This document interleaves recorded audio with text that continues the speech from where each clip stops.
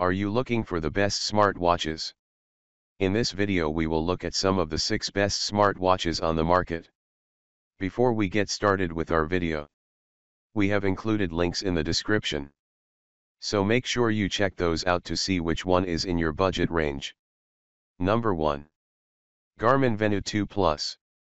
If you're not sure whether you can commit to Android or iOS for more than a year or two, or you like to lean heavily into the fitness aspect of wearables, get Garmin's Venue 2 Plus. Its fitness tracking is hard to beat, with options for cardio, HIIT, yoga, Pilates, golfing, cycling, and swimming, plus all the basics for health tracking. Beyond that, Song says it's a pretty solid smartwatch despite coming from a third party. It can mirror your phone's notifications, with customizable quick replies if you're on Android, and there's even a third-party app store with enough options to give you the basics. It'll work with your phone's voice assistant too, though it's not quite as robust as using a Pixel Watch or Apple Watch. Number 2. Samsung Galaxy Watch 6 Classic. If you're on Android, especially a Samsung device, the Samsung Galaxy Watch 6 Classic is the best smartwatch you can get. It works with any Android device that supports Wear OS 4, making it more compatible with other devices than an Apple Watch, though it's still tied to Android. Its 43mm casing didn't look too big or small on my wrist and made glancing at notifications from a distance squint-free. Most smartwatches have limited input options, usually touch or scrolling via the watch's crown. The Classic adds a fancy, tactile touch via its rotating bezel, which lets you scroll through menus by spinning the dial. It's not just an added function, either, it's just plain fun to use. On the fitness front, the Watch 6 Classic has everything you need, including workout tracking for runs, swims, and bike rides, sleep tracking, and heart rate monitoring. You can use the watch without using Samsung's Health app, but not all features are accessible outside Samsung's first-party apps, which you'll have to use for things such as ECG monitoring. Overall, you'll have to use 2 apps to totally manage the watch, Galaxy Wearable and Samsung Health. If you're already in the Samsung ecosystem, that won't be too much of a hassle, but you'll have to deal with a bit more friction if you're on a Pixel or other Android device.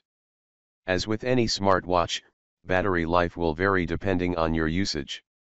The more fitness tracking you do, the more you'll drain your battery. Things like the always-on display and push notifications will affect battery life too. In general, though, even on days when I use the Watch 6 Classic to track my long bike rides, I manage to get at least a day out of a single charge with some juice to spare. Samsung also offers the standard Watch 6, which lacks the rotating bezel. That watch is perfectly capable, but the added input is worth the extra price, especially if you often find yourself in cold weather trying to tap your wrist to little avail. Number 3. Apple Watch Ultra 2. When the Apple Watch Ultra debuted in 2022, I assured myself I wouldn't need the extra features and that I'd be perfectly content with my Series 8. Then in 2023, after a week of testing the Apple Watch Ultra 2, I immediately started rearranging my budget. Its bigger screen, longer battery life, more durable design, and additional action button for quickly triggering workouts have left me reconsidering which model I'll be upgrading to. I think it outpaces the Series 9. However, I don't think the price point merits a best-in-class designation. The Ultra 2's 49mm display may seem alarmingly large, but even with my fairly small wrists, the display never feels cumbersome or overly flashy. The extra screen space allows for a more information-dense watch face that can display more complications, widgets, on a single screen to show you the weather conditions, your daily tasks, calendar events, or sleep and fitness tracking. Even if you're not heavy on fitness, you may appreciate the extra room if you hate squinting down at your wrist. The Ultra 2 has an additional button on the left side of the display known as the Action button. You can program it to quickly trigger a workout, timer, the watch's flashlight mode, or run a custom shortcut automation. Unlike the standard Apple Watch, The Ultra 2 is a bit trickier to fit to your wrist. If it's not set right, the position will depend on your wrist.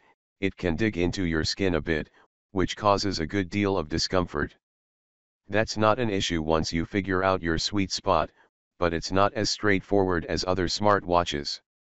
The Series 9 is still an excellent option for most smartwatch users, but the Ultra 2's additional tweaks make it worthwhile for anyone who truly swears by getting things done on their wrist. Number 4. Apple Watch SE 40mm. If you're new to the smartwatch game, or an intermediate athlete who doesn't need every metric possible, you should consider the more affordable Apple Watch SE.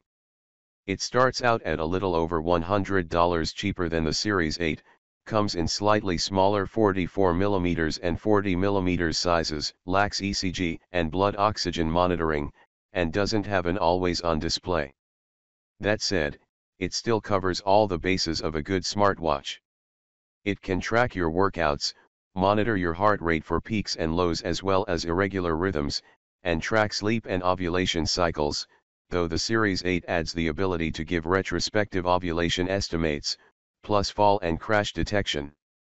Number 5. Amazfit GTR4. If you're looking for a cheaper smartwatch, Amazfit's GTR4 packs nearly all the fundamentals of a good smartwatch into a more affordable package. You'll miss the strong software integration that the Apple Watch and Samsung and Pixel watches all offer, but you can still access robust fitness tracking and basic notifications. The trade-off is that you can check your notifications but not interact with them. The GTR4 features all the sensors you'd need to track your workouts, plus a continuous heart monitor that can also check blood oxygen levels, though it lacks more advanced features such as ECG. Like the Series 8, it features an always-on OLED display that's crisp and bright. As for battery life, Song's testing showed the watch can last up to 10 days, which is longer than nearly any other smartwatch you can get, including all the other watches on this list without requiring a charge, and it supports basic notification mirroring. Any pings on your phone will show up on your watch, but it doesn't support quick replies on iOS. Number 6. Apple Watch Series 9 GPS, 41mm. I've been using an Apple Watch since 2015, and it's still my favorite option. The Series 9 is the latest version and came out in September. I've been using it for several months, and the experience is nearly identical to last year's Series 8, which I loved, but it has some minor improvements that'll help it stand the test of time a bit longer. It has double the brightness of its predecessor, 2000 nits, new gesture-based controls that don't require you to touch the screen, and Siri commands are now processed right on the device rather than sent to the cloud. The Series 9 is truly a case of the best for most, whether you're a fitness enthusiast, sleep data nerd, or just someone who likes to check your notifications without pulling out your phone. For example, running coach Watson recommends the Apple Watch for anyone looking to casually track their data. It tracks just about every type of workout you can imagine, he says, including running, cycling, and strength training. Then you've got all the passive monitoring of all the activity and heart rate data, which is compelling to sit and browse on your iPhone. On the health front, the Series 9 can monitor your blood oxygen levels, though it's not a diagnostic tool, your heart rate, and any irregular rhythms, and ovulation cycle. The display, which comes in 41mm and 45mm sizes, features an always-on screen that's bright enough to see even in full sunlight and provides information at a glance without having to raise your wrist.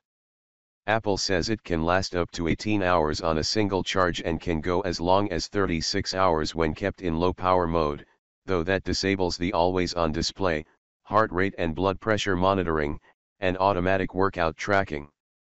I usually charge mine once a day to be safe, but you can get about a day and a half out of it if you need to. If you're using an iPhone, you'll get the best smartwatch experience with an Apple Watch.